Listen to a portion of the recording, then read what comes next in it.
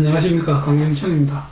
제가 지난 시간에 나이트록스 다이빙의 역사만 모아서 한번 소개해 드린 적이 있습니다. 그래서 그 이야기를 조금 더 계속하겠습니다. 저는 늘 제가 주장하듯이 저는 스쿠버 다이빙에서 나이트록스 역할은 대단하다고 봅니다.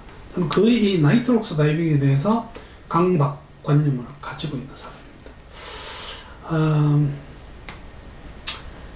우선 나이트록스가 뭔지 정의, 그 다음에 최대 허용 수심과 산소 부분압에 대해서 간단하게 설명드리고요. 나이트록스의 종류로 지금 시중에서 사용하고 있는 것들, 그 다음에 나이트록스의 장단점과 나이트록스를 사용할 때의 다이빙 계획, 그 다음에 나이트록스를 사용할 때는 장비에 대해서 어떤 신경을 써야 될 것인지들을 한번 말씀드리겠습니다. 나이트록스는 나이트로젠, 옥시젠을 합친 말로 나이트로젠과 옥시젠이 포함되어 있는 모든 공기가 나이트록스라고 할 수 있습니다. 즉 그렇게 보면 저희들이 사용하고 있는 일반인 공기도 나이트록스 21%라고 해도 틀린 말은 절대로 아닙니다. 일반적으로 저희들이 공기는 공기라고 하고 산소의 농도를 조금 더 올릴 때, 영어로 말하자면 농축은 좀 그렇고요. 좀 보태준다는 뜻에서 enrich라고 표현합니다. 산소를 조금 더 올려준 공기를 우리가 일반적으로 나이트록스라고 하고, EAN, Enriched Air Nitrox 뒤쪽에 대표할 때는 그냥 X 표시를 하고요. 나이트록스의 퍼센트를 거기다가 EAN 32, EAN 36 이렇게 적고 있습니다. 최대 허용 수심은 어떤 수심에서 어떤 나이트록스를 사용하든지 간에 산소의 부분압이 1.4가 넘으면 안 됩니다. 또 컨틴전시, 우발 상황, 다이빙 할 때의 우발 상황은 감압을 해야 할 때, 이때의 어떤 최대 허용 수심은 산소의 부분압이 1.6이 되는 그 수심이 되겠습니다. 종류가 어떤 게 있느냐? 제일 많이 쓰는 게 32입니다. 그래서 나이트록스 32와 36이 레크레이션 다이빙에서 많이 사용하는데, 실제로 이 32를 워낙 많이 쓰기 때문에 저희들이 유니버설 나이트록스라고 불러요. 즉 우주적인 나이트록스가 되겠습니다. 이 32가 제일 적합한 이유는 저희들이 레크레이션 다이빙을 이야기할 때 최대 허용 수심은 말하자면 40m고요. 권장 최대 수심은 30m가 됩니다. 이 권장 최대 수심을 지키면 나이트록스의 산소 중독에 의한 위험성은 저희들이 잊어먹을 수 있습니다. 그래서 나이트록스 32는 레크레이션 다이빙에 아주 적합한 나이트록스다 이렇게 합니다. 또한 이것이 이렇게 좋다 하는 이유 중에 하나가, 이제 대부분의 리조트나 리버보드나 이런 데서 여러 개를 만들기가 쉽지 않습니다. 여러분들이 그 리조트에 와서 저는 이런 이유로 36을 만들어 주십시오라고 주문을 하면 만들어 줄 수는 있지만 귀찮아합니다. 솔직히 저도 귀찮더라고요. 그렇지만 32는 대부분이 미리 만들어 놓는 경우도 많습니다. 그래서 구하기가 쉽습니다. 그러나 어디 가든지 이게 결코 사지는 않습니다. 테크니컬 다이빙에서는 50%, 100% 산소까지 사용합니다. 80%도 사용합니다. 이렇게 되면 50%는 21m에서 저희들이 감압을 할 때 사용하고요. 100%는 6m에서 감압할 때, 즉 감압할 때 전혀 움직이지 않을 때, 어떤 활동을 하지 않을 때 1.6바까지 사용을 합니다. 장점은 이게 꼭 장점이 되는지는 모르겠지만, 같은 양의 공기를 사용하는 것보다 같은 양의 나이트록스를 사용할 때 같은 수심에서의 잠수 시간이 길어집니다. 그러다 보니까 어떤 공기 때 나타나는 감압병의 증상이 우리가 시간을 잘 조절해주면 그거보다 훨씬 더 안전해지는 것이 사실입니다. 단점은 우리가 이거를 사용할 때는 반드시 여러분들이 나이트록스 강사 자격증을 가진 분에게 가서 교육을 받으시고 자격증을 받은 다음에 이 나이트록스를 사용할 수 있기 때문에 교육비가 당연히 듭니다. 그 다음 특별한 장비가 필요할 수 있습니다. 우리가 일반적인 공기에 사용하는 장비들이 어쩌면 나이트록스의 산소 퍼센트가 올라갈수록 뭔가 미리 조치를 해야 되는 경우가 있습니다. 있을 수 있습니다. 그래서 그거에 대한 또 경비도 어차피 들 거고요. 꼽기보다는 사실 추가적인 경비가 드는 것도 사실입니다. 또 공기는 세상 천지의 공기지만 나이트록스는 별도로 블렌딩이라고 하는 절차를 거쳐야 되기 때문에 구하는 것이 공기처럼 쉬울 수는 없습니다. 그러나 나이트록스는 어쩔 수 없이 나이트록스의 단점인 추가적인 위험성을 내포하고 있습니다. 그 단점 중에는 산소 중독이라고 하는 좀 좋지 못한 그런 게 있는데, 이 산소 중독에 대해서는 여러분들이 그 강영천의 스쿠버 다이빙 이야기에서 산소 중독을 한번 찾아보시면 상당히 제가 상세하게 만들어서 올려놓은 게 있습니다. 일단은 산소 중독의 증상은 시벤티드라고 하는 발작부터 시작해서 어지러움증까지 그 증상 등을 영어의 이니셜 따서 많이들 설명하고 있습니다. 또한 나이트록스에는 어차피 산소 농도가 짙기 때문에 화재나 폭발의 위험성이 조금 더 커집니다. 저희들이 사용하는 공기 안에는 아주 미량이지만 하이드로카본이 포함되어 있습니다. 이 카본은 결국은 석탄 재질인데요. 이것이 그 카본과 다른 오염 물질이 엉켜서 실린더 밸브나 호흡기 표면에 이게 축적이 되어 있을 수가 있습니다.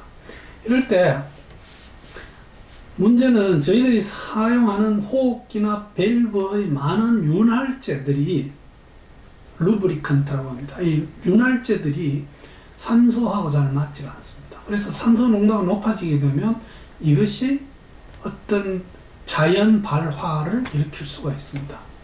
그래서 그것을 조금이라도 피하기 위한 방법으로 나이트록스의 실린더 밸브를 열 때는 저희들이 슉 하고 이렇게 하는 게 아니라 아주 미세하게 조금씩 열어주는 그런 절차가 필요합니다. 이것이 나이트록스의 어떤 단점 중에 하나가 될 수 있겠습니다. 그 장비는 레크리에이션 레벨에서 사용하는 우리가 32%, 36% 혹은 맥시멈이 40%입니다. 그까지는 저희들이 현재 공기에서 사용하는 장비에서 특별히 어떤 조치를 하지 않아도 된다고 되어 있습니다.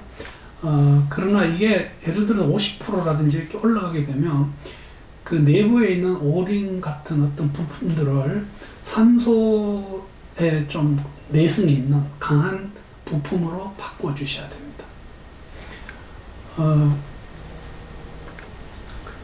그 나이트록스를 사용할 때는 항상 이런 문제가 있습니다. 그 어떤 나라에 따라서 산소에 대한 법률이 나와 있습니다. 예를 들어서 이 산소는 의료용 제재이기 때문에 일반인들이 사용할 수 없도록 되어 있는 것도 있을 수 있습니다. 따지면 공기 충전도 특별한 자격증을 가진 사람이 할 수 있는 걸로 나와 있는 것도 있을 겁니다. 그래서 지금 이 법률에 대해서 이것을 따지고 들면 사실은 이 이야기를 할 수가 없습니다. 일단 나이트록스가 어떤 면에서 좋고 어떤 면에서 나쁜가를 말씀드리는 걸로 이 법률적인 문제는 지나가겠습니다. 나이트록스 다이빙으로 계획하는 법을 한번 보겠습니다. 이것은 우리가 컴퓨터를 사용하면서 컴퓨터로 세팅을 해도 이것과 똑같은 정보를 얻을 수 있습니다. 첫째, 한번 보겠습니다. 공기를 사용할 때요. 제가 같은 어떤 수심 숫자가 있는 것만 찾아서 한번 보겠습니다. 제가 30m에서 다이빙할 때 공기를 사용하면 최대 무감압 환기 시간이 20분입니다. 보이시나요?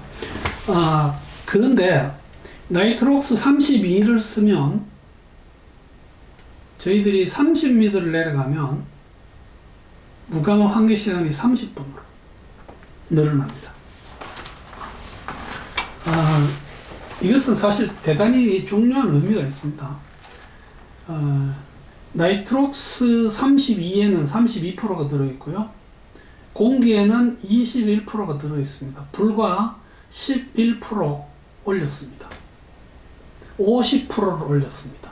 그랬더니 무감압 환기가 20에서 30으로 50% 길어졌습니다. 이거 다 그런 것은 아닙니다. 그러니까 대표적인 수심을 하나 말씀을 드리는 거거든요. 이것처럼 다른 어떤 수심에도 똑같은 효과를 나타냅니다. 즉, 나이트록스 32에서는 나이트록스 32를 사용할 때 수심 30m에서 무감압 환기 시간이 30분이나 늘어난다는 것은 저희들이 어떤 다이빙의 작업을 수행하는 데 있어서 굉장한 시간을 늘려주는 셈이 됩니다. 그렇다고 해서 저희들이 공기를 쓸 때 30m에서 20분 동안 다 채우면 안 되는 것처럼 당연히 시간이 늘어나지만 그것을 잘 감안해서 다이빙 계획을 세우시면 됩니다. 이건 지금 테이블로 계산을 해 보였지만 똑같은 결과가 컴퓨터에서도 나타날 거고요. 저는 지금 어떻게 계획을 하고 있냐면 제가 나이트록스를 쓸 때는 공기 계획을 바꾸지 않습니다. 저는 컴퓨터에서 그냥 공기 세팅을 한 상태에서 나이트록스를 계속 쓰면서 제 컴퓨터에 무감압 환기에 걸리지 않게끔 조절을 합니다. 그러면 왜 나이트록스를 쓰느냐? 그렇게 되면 저는 일반 그 다이빙 계획이나 다이빙 실행이나 그 이후에 나타난 어떤 무감압 환기, 수면 휴식 시간 이런 데서 엄청난 안전을 더 확보할 수가 있기 때문입니다.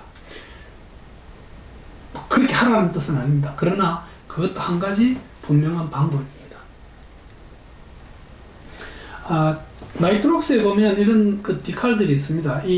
이런 거는 탱크를 이렇게 돌려놨고요. 이 밑에 보시면 그냥 일반 그 전기 테이프 같은 데 찍 발라가지고 그 안에다가 산소 몇 프로인지, 그 다음에 그게 최대 허용 수심이 얼마인지를 본인이 적어야 되고, 몇 프로를 적을 때는 예를 들면 32 이렇게 적는 게 아니고 32.0이라고 끝단위까지 적어야 됩니다. 이러기 위해서는 내가 이것을 분명히 분석해서 끝단위까지 다 확인했구나 하는 것을 증명을 하게 됩니다. 그래서 그 블렌딩 하는 블렌더가 블렌딩이 끝나면 자기가 분석을 합니다. 그리고 다음 누군가가 사용할 본인이 반드시 그 분석을 해야 됩니다. 그래서 저는 그 장기간 다이빙 나갈 때 특히 리버보드 타보면 분석기 하나를 가지고 거기 나이트록스 쓰는 사람들이 다 분석합니다. 저는 그게 너무 썬가시라서 저 걸 그냥 하나 가지고 다닙니다. 그래서 그냥 제 조그마한 상으로 하면 넣어놓고 그거 씁니다. 이거 뭐 돈 몇 푼 하는데 그거 엄청 편합니다. 한 열흘씩 계속 순서 기다려서 나이트록스 분석하려고 기다려보면 좀 솔갑정이 납니다. 저희들이 산소 어떤 그 노출하기라고 하는 이런 것들에 대해서는 너무 상세하게 다루지 않겠습니다. 하여튼 그 산소 부분압은 다이빙 할 때는 1.4를 넘지 말라는 거고요. 그 다음에는 이게 산소 중독에 대한 여러 가지 이야기를 하기 때문에 CNS 클락이라는 말은 내가 어떤 주어진 시간에 산소를 어느 정도 노출되느냐 그것을 막습니다. 그래서 그 수치를 하루 24시간 동안 100%를 넘지 말라고 하는 것이 이것은 산소 중독에 대해서 이야기할 때 나옵니다. 그래서 혹시 질문이 있으시면 언제든지 제 이메일이나 카톡이나 보내주시면 한 번 더 서로 토의할 수 있는 그런 시간을 가지겠습니다. 그래서 지금까지 나이트록스에 대해서 한번 말씀을 드렸습니다. 감사합니다.